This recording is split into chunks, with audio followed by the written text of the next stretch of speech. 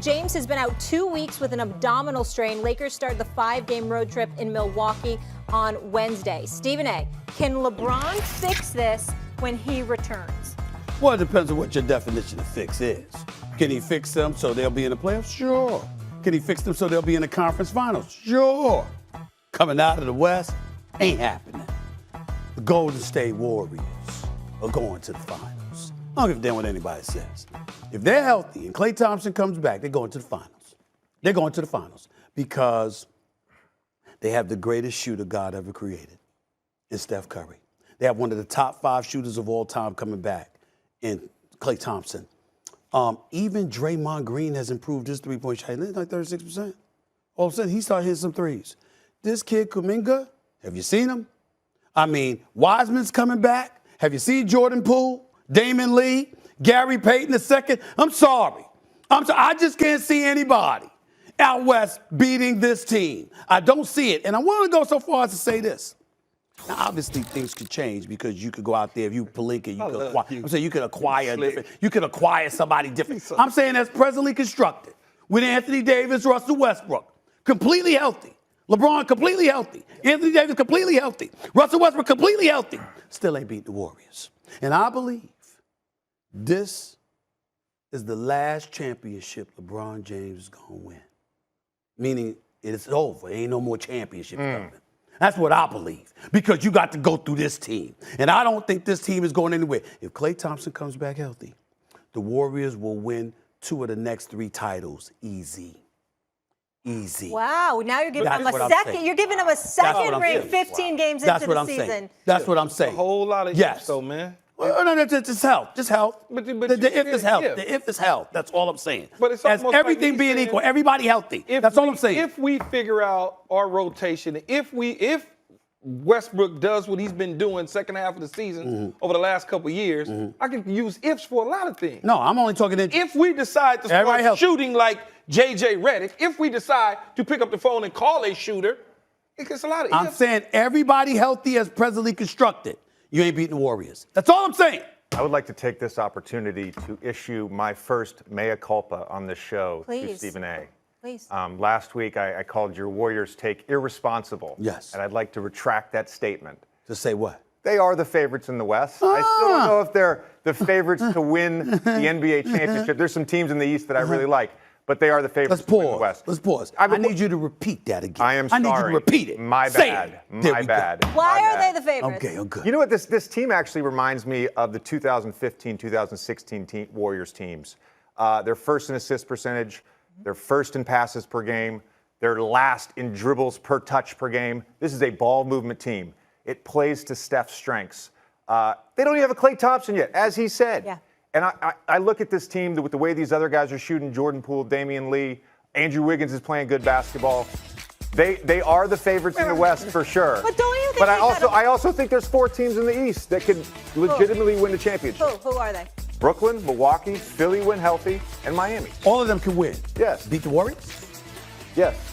What? No, that's a lying face, JJ. That is not a See, that's a lying face. He doesn't believe it. I would say JJ on camera. I believe it. I'd say on camera. They can. No, I didn't say they JJ. will. I said they Yes. can. Your There's a lip difference. was curling. You weren't. You're trying to hold me to something. You're going to hang it over my head later. I know what you're doing. I know what you're doing. I most certainly will. You are absolutely right. You are absolutely right. He's not far off about the Warriors. There's no question about it. I'm on the money. Especially when you look at KD's situation, and 3 is always greater than 2, as I said before. And right now, the Lakers, as we know, are a poor shooting team. Yes. Clearly. Yes. I mean, we need some help as far as that goes.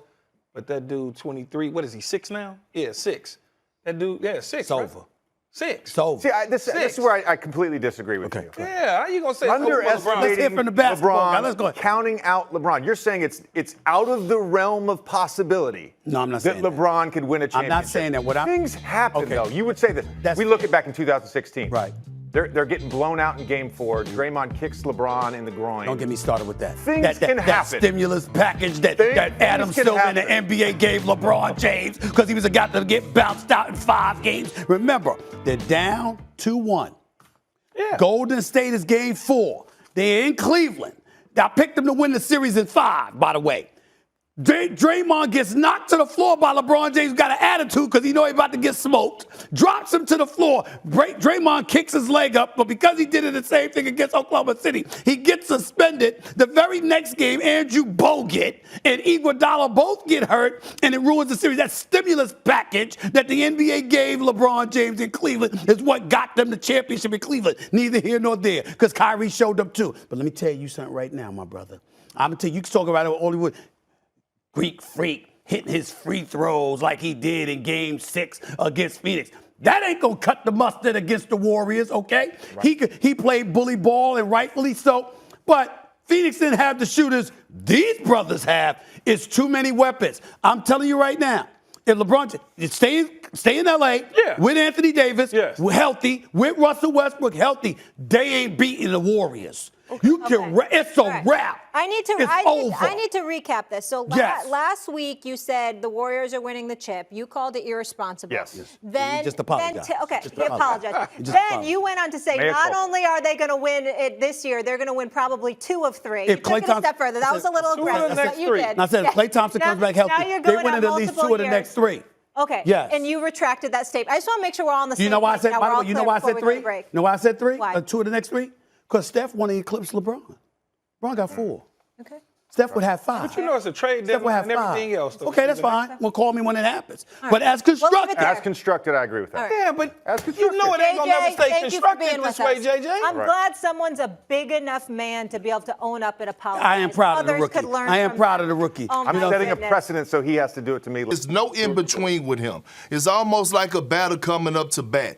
Russell Westbrook is either going to hit a home run or he's going to strike out. It's no getting on first base, second base, or third base, and that's okay. That's who he is. He's going to swing for the fences. That's why he lived by the motto, why not? Okay, but here's another thing while we're diving into this. We're not going to sit up here and overreact to the Lakers winning these last 3 games or last 4 games or however many games for the simple fact that they haven't beaten no damn body, okay? Yeah. They haven't beaten no damn body. They have had the 5th easiest schedule in the NBA. And you go back and look at their 20 wins, it has been a lot of teams below 500, okay? A lot of them, except for like 2 of them. So at the end of the day, I know Russell Westbrook has got a lot of criticism, and rightfully so. Russell Westbrook had to agree to this trade. He knew going to team up with Anthony Davis and LeBron James that it was going to be a lot of pressure. He knew that it was going to be championship or bust. He knew that he had to critique his game. And see, here's the thing about Russ. See, Russ knows what he be doing, okay? After the last game where he had 9 turnovers, he went and he did his post-game interview and he said, I'm going to continue to play the way I play. I don't worry about turnovers. And then all of a sudden he come out last night and he has 0 turnovers. That means he's a damn lie. He do care about turnovers. So that's how I feel about Russell Westbrook right now, and that's how I feel about the Lakers. With this team currently sitting a game over 500, I have long said that I think health is the bigger issue as opposed to the age of this group. Now, do I have them coming out of the Western Conference? No. But I would agree that Russ is a part of the solution, because the one thing you can bank on with Russ, whether you love it or hate it, is the amount of energy with which he is going to play the game of basketball. And that means defensively, that means crashing the glass, offensive boards and defensive boards. Just like fire, fire can do damage or fire can warm your home. It is about figuring out how to best contain this version of Russ alongside LeBron James. But I have a hard time believing that with all those pieces around him, and in particular, LeBron James, a guy who we celebrate as a leader and a communicator and a basketball mind, can't figure out a lane in which Russ's style of basketball and his energy can be valuable to what this Lakers team needs. And so I looked it up. I was trying to find some great way to quantify what happens when he doesn't turn the ball over. And in his 12 games this year where he's had 3 or less, the team is just 600. But it does show that he can hold on to the basketball to a degree. And so I think blaming everything on Russ's turnovers is a slight oversimplification, because I think Russ brings an energy that this squad is going to need if they're going to be serious at any point this season. Perk, you got to react to that. I see your face. Yes, because Monica, we were going back down memory lane again. You and I last week. The Lakers' goal is to win a championship, okay? Not to be good, not for Russ just to play hard. But Nobody has ever still, questioned, no? but. Yeah, but nobody's ever questioned Russ' mentality. No, this is why Kobe Bryant blessed him with the Mamba mentality. Nobody's ever questioned that. But when you're trying to win a championship, it's a level of intelligence that you have to pick up. It's a level of understanding the game and cutting down on those turnovers that you have to have in order for you to win a championship. Russell Westbrook wasn't just brought to L.A., Monica, on a simple fact for them just to be good or just for them to make a little noise. No, he was brought there. They gave up half of the damn team, including Kyle Kuzma, who, by the way, is balling like crazy down there in Washington. What? Help me, though. Help me, Perk, because I hear you, and we agree on all that. But did you expect this man to show up in L.A. and throw out the bathwater that he's been cooking up for a decade or so in terms of who he is? I hear you. Russ has to come to a place as a basketball player and being willing to think the game that he has to be better. But the idea that he was going to show up in LA and be somebody different, like, what are we doing? What's the point of showing up? What's the point of showing up? Because he could have stayed right there in Washington. No, because he got paid. Okay, you agree? He got put into a good situation. Hey, Marcus, look, you're crossing your arms over here. I need you to break this tie because these two are going at it. Hey, listen, I know the producer's telling you I don't need to break no tie. I want to continue to hear this. Y'all go ahead. I want to hear this. I need to understand this, Monica. Listen, to everybody out there, just know that I am a huge Russell Westbrook fan. If you've been following me since I've been in the TV business, you know that I'm a Russell Westbrook rider. But at the end of the day, Russell Westbrook agreed to get traded to the Los Angeles Lakers for one reason and one reason only. To go there with LeBron James and Anthony Davis to do what? Help deliver a championship. Nothing else. Nothing else, Monica. Okay, now we get to the part where you know how this works, Perk. That was the plan, but even the best laid plans fall apart. And so, yes, if we're having a conversation on whether or not this trade will be viewed as successful or not based on the championship success, I think that's a different conversation.